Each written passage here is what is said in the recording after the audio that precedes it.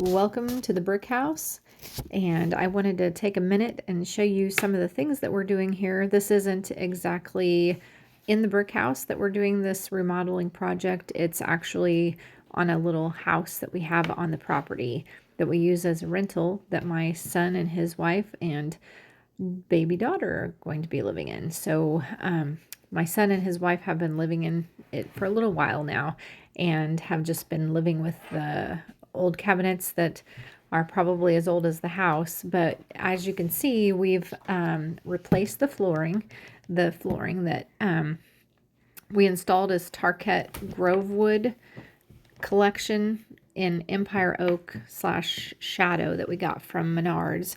And then we found some amazing cabinets on Facebook Marketplace. A house had it was in a very, very nice subdivision, and they had gotten a leak behind their refrigerator. The water supply to their refrigerator sprang a leak, which ruined their floor. So they had to replace their floor in their kitchen, and they pulled out their cabinets, sold them. And I was the very ecstatic recipient of that. And then they, in turn, got a brand new kitchen as well. So we were happy. They were happy. The only difficult part is trying to make everything fit just right. So we're doing the best we can. Spacers are definitely going to be our friend. And we've had to order a couple cabinets to fit in some small areas. We're going to build some shelves in the double wall what was it? The double oven cabinet. We're going to turn that into a pantry, and it's going to be very nice. And then we're going to have some floating shelves in the corner there next to the window. So that's been a challenge trying to get everything to fit just right. And the countertop itself has been kind of frustrating. We ended up with a beautiful Formica countertop, which I would prefer granite or marble, but to be honest, I've had Formica my whole life, and they have such beautiful colors now at Menards. And we just bought one that was stock color called Cafe Azul or Azul Cafe. I'm not sure which order the wording is, but we had to cut a corner there and miter it together with some clamps, and that was a bit of a challenge in filling in the gap and everything, but it's very nice. And then we realized that the stove that we also found on Facebook Marketplace was a slide-in stove, and we had already cut it out for just your traditional stove with the controls on the back. And then we found this amazing slide-in stove on Facebook Marketplace, so we ended up having to actually add on an additional bit of countertop, and we made some adjustments for that. We got a new dishwasher in there, and we moved the refrigerator from the left side, which was where the pantry is going now. That's where the refrigerator was. It was quite the tight squeeze in there between the island. And then we moved it over to the right, which I had been wanting to do forever. And it makes the kitchen much more comfortable, much more workable. And then we also made a really cool island. We used the stock Formica countertops to make the island top, and then we actually cut another piece that would adjoin so that it also has a bar top on the back side. So I know I've watched a couple things that says bar style seating or in kitchen seating is going out of style, but I really, really like it. And we're gonna keep it. So it's so family friendly. And with my son and his wife and their new daughter coming home into this home, they're gonna have lots of family and friends that are coming over to visit them and wish them well and meet the little baby girl. And it's a nice area. So it's gonna be kitchen, dining room, living room is all open seating. I'm super jealous. And it's something that I wished I had when my kids were little. Even though the house itself is smaller, they've got a nice nice configuration of all the rooms. So they're going to enjoy it very much until they outgrow the house or decide to move elsewhere.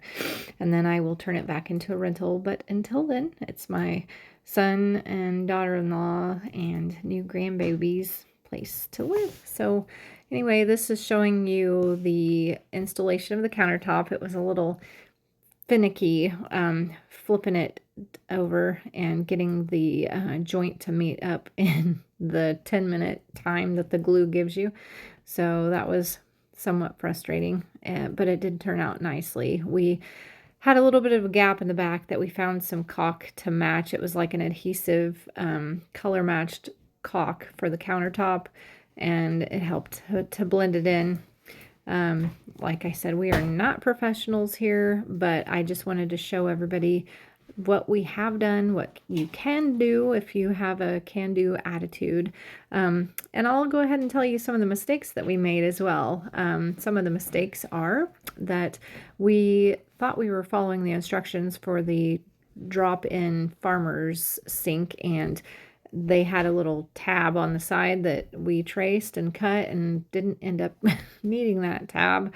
So I should have thoroughly, I thought I had thoroughly read the directions, and then my son had watched a video that talked about the tab, and so we went ahead and cut those tabs out. I was questioning why, and it ended up that we did not need those tabs cut out, and it made it a little gap, which we cut a little piece of countertop off, which took some time, and glued it in place, and put the waterproof caulk in there to kind of protect it from any water that may seep down there and cause the Formica, the particle board that's underneath the Formica to expand.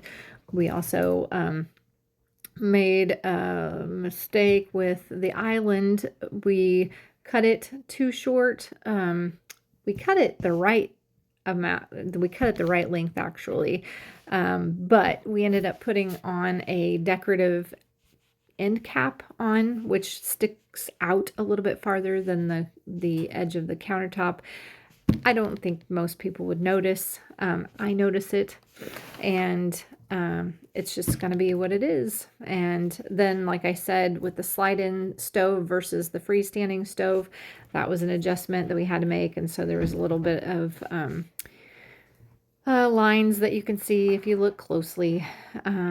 But it looks very nice from a distance, and it's going to be livable. And the cabinets are fantastic and amazing. And I suppose maybe some people would say it's a mistake that we had to use a couple cabinets that are not the same brand. I'm trying to color match the paint for those, and I'm trying to locate some hardware that matches for the front. So the kitchen sink is in a paintable base that we got at Menards, and also the corner cabinet is in a paintable base. We wanted to try to find one of those really cool racks that you can stick in. It's like a two-piece. You pull the first out, and then the second one pulls along behind it like it's a little train, and it just helps you to get into the storage that back cabinet has with such a small door. But I couldn't find anything for an 8-inch door space. I think it's an 8-inch door space. So some other mistakes. It's winter right now when we're doing this, and we did all the construction inside because it was so stinking cold outside. We didn't want to cut anything, so we were just very, very careful to sweep and sweep again and try to keep our space clean frequently and try to keep the dust down. And I'm going to be switching out the furnace filters, which in fact, that's another one of the upgrades we're going to be doing with this house. Is the furnace is quite old. I think it's 15 years old, and we've had some issues with it, and we're going to be putting in a new gas furnace for the rental. So they will be enjoying a new furnace, and we will be getting the ducts cleaned when we do the furnace swap out. So that'll be great, and they can have nice clean air to breathe. So let's see, another thing that we did wrong. Just anything where the cabinets weren't lined up quite right, we're going to use spacers, but we did try to have, the ends of the cabinets match up on top and bottom. We used a decorative cabinet. I love that decorative cabinet over the microwave. The microwave is made to be supported on the front by the cabinet that's above it. So I think that wasn't quite the best choice, but we really, really wanted to use that decorative cabinet over somewhere in the kitchen, and over the refrigerator, or excuse me, over the stove seemed to be the best place. So that's what we did there. And we're going to go up into the attic and add some studs, or I'm not sure. I'm sure there's a carpentry term for that, but some cross beams that we can screw up into from the bottom side of the cabinet face to give that microwave some extra support, because it just seems like it's awfully heavy. I don't know what the rating is on cabinets and how many screws that you put them in them. They are very heavy cabinets, and they had nice nailers on the back, and we put a lot of screws in them in the studs. So, but let's see what else. I put a nice mat. We waterproofed the kitchen sink base underneath by going around the edge with caulk, and then 2 coats of polyurethane to help waterproof that. I know that some of the higher end cabinets nowadays the kitchen base is made out of plastic, so that there's no worry of deforming the cabinet deteriorating with water. So that's nice. These were just stock cabinets from Menards, and I went ahead and just waterproofed the bottom of it and bought a nice mat that's about, I think it's got a 1/2 inch lip on it, and it will help protect the bottom of the cabinet. And I'm going to also add a water sensor in there, so it will alert us if there is ever any water accumulation under the sink. That's just a problem that we've had a couple times in, our house, one time in our rentals. So it just seems to be a problem that people have from time to time, and we don't want to ruin the cabinet and have to pull it out and all the work that's involved. So we're trying to save ourselves some time and be alerted to plumbing problems in the future. Let's see what else. The paint in the kitchen for the cabinets that were bought at the store to match, I'm not really happy with the color. So we're going to live with it now, and then this spring or summer when it's warmer, we're going to sand them down and try another color on them to get them matching, because the color on the cabinets that we got on Facebook Marketplace is a nice hard, the color is like a cream color. It's a very hard paint, and we're going to try to get that to match. And it's also got some grooves in it that has like an antique-y look, so we're going to have to figure out a way to match that with adding some trim mold, like some thin trim mold or something like that, to approximate the look of the other cabinets. It may not be exact, but we're going to try to get it